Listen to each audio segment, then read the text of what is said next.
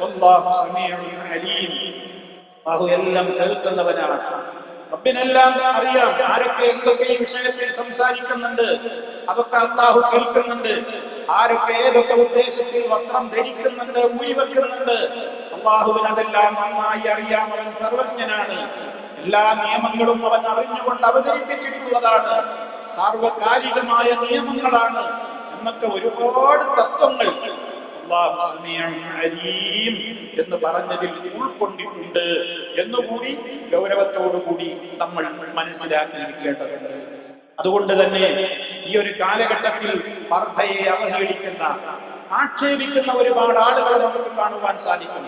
ഇസ്ലാം എന്തിനാണ് പർദ്ദാ സമ്പ്രദായം കൊണ്ടുവന്നത്? സ്ത്രീകളുടെ സുരക്ഷയ്ക്ക് വേണ്ടി തന്നെയാണ്. അതിനെ കളിയാക്കുന്ന ആളുകൾ അത് ചിലരൊക്കെ ദുരുപയോഗപ്പെടുത്തുന്നു എന്നുള്ളതാണ് കാരണമായി പറയാറുള്ളത്.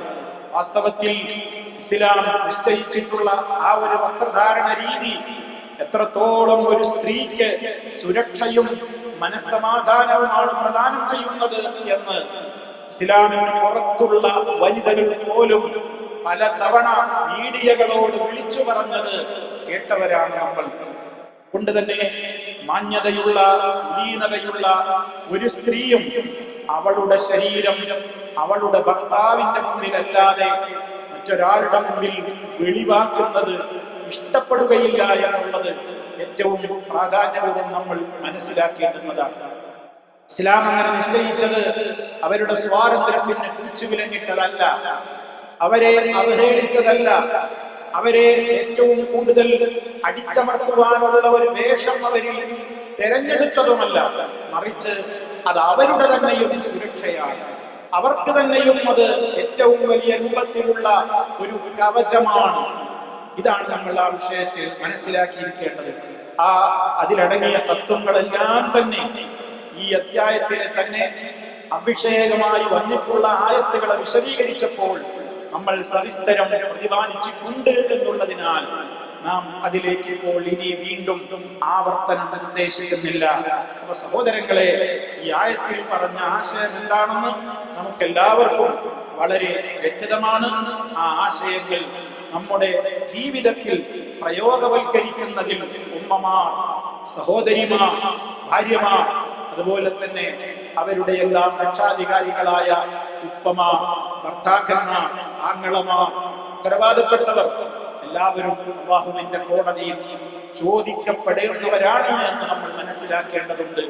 ആ ഒരർത്ഥത്തിൽ കാര്യങ്ങളെ നമ്മൾ മനസ്സിലാക്കണം.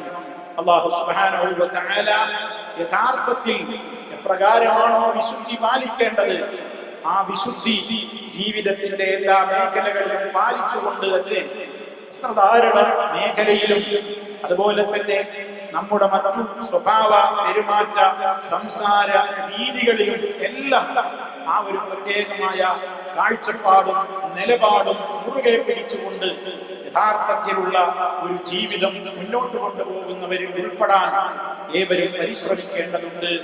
റഹ്മാനായ റബ്ബിന്റെ നിയമങ്ങളെ സന്തോഷത്തോടുകൂടി, അതല്ലാതെ അതിനോട് വെറുപ്പുണ്ടായിട്ട് അതിനെ പിന്തുടർന്നിട്ട് പ്രയോജനമില്ല. അല്ലാഹു ഒരു നിയമം ഇവിടെ തന്നില്ലേ, ഇനിയിപ്പോ അതെങ്ങനെ ഞാൻ പാലിക്കാതിരിക്കുക എന്ന വെറുപ്പോടുകൂടി, അതിനോട് ഇഷ്ടമില്ലാതെ ആരെങ്കിലും പർദ്ദ ധരിച്ചു പുറത്തേക്ക് ഇറങ്ങിയാൽ അതും അല്ലാഹുവിന്റെ അടുക്കൽ അവളുടെ പ്രതിഫലത്തിനുള്ള ഒരു പർദ്ദയായി മാറുകയില്ല. മറിച്ച് റബ്ബിന്റെ നിയമങ്ങൾ ഏത് ഒരു സ്ത്രീ അനുസരിക്കുമ്പോഴും, പുരുഷനാവട്ടെ സ്ത്രീ ആവട്ടെ, ഏത് നിയമങ്ങൾ അനുസരിക്കുമ്പോഴും അത് സന്തോഷപൂർവമായിരിക്കണം. എന്റെ റബ്ബ് എനിക്ക് തന്നിട്ടുള്ള ഈ നിയമം എന്റെ സുരക്ഷയ്ക്കാണ്, എന്റെ റബ്ബിന് എന്നോട് ഇഷ്ടമുള്ളത് കൊണ്ടാണ്, എന്റെ റബ്ബിന്റെ കാരുണ്യമാണത് ഈ നിയമം എന്നിങ്ങനെ അവന്റെ നിയമങ്ങളോട് ഒരു നിലയ്ക്കും മാനസികമായ വിഷമം ഇല്ലാതെ സമ്പൂർണമായ നിലയ്ക്ക് ഖുർആൻ പറഞ്ഞതുപോലെ അയാളുടെ മനസ്സിൽ യാതൊരു വിഷമവും തോന്നാതെ സമ്പൂർണമായ നിലക്കുള്ള അനുസരണവും ഇഷ്ടവും ഒക്കെ പ്രകടിപ്പിച്ചുകൊണ്ടായിരിക്കണം റബ്ബിന്റെ നിയമങ്ങൾ നമ്മൾ അനുസരിക്കേണ്ടത്. അതാണാവട്ടെ പെണ്ണാവട്ടെ, ഏത് നിയമങ്ങളും അങ്ങനെ തന്നെയാണ്. അങ്ങനെയാകുമ്പോൾ റബ്ബ് നമ്മെ ഇഷ്ടപ്പെടും. റബ്ബ് നമ്മെ ഇഷ്ടപ്പെട്ടാൽ അല്ലാഹുവിന്റെ പാപമോചനം, ജന്നത്ത്, സ്വർഗം, ഇതിനൊക്കെ നമ്മൾ അവകാശികളായി മാറും.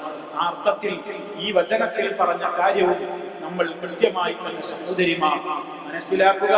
അല്ലാഹു സുബ്ഹാനഹു വ തആല നേരറിയാൻ, നേരിന്റെ പാതയിൽ മുന്നോട്ട് പോകുവാൻ എല്ലാവിധത്തിലുള്ള തൗഫീഖും നമുക്കേവർക്കും പ്രദാനം ചെയ്യുമാറാകട്ടെ.